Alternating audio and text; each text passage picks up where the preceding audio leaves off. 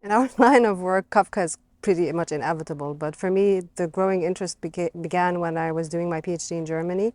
Um, I was I wasn't working on Kafka at the time, but I was certainly involved in other people's projects, and this is how I became aware of how multifaceted his work is.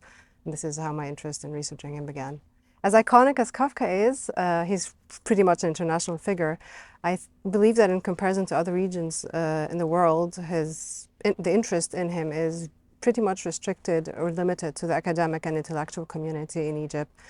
Um, I think part of the problem is the lack of the lack of popularity is because for the average Arab reader, Kafka is quite an enigma. He's quite difficult to access. Not to mention that the average Arab reader would not like that kind of how dark his literature is.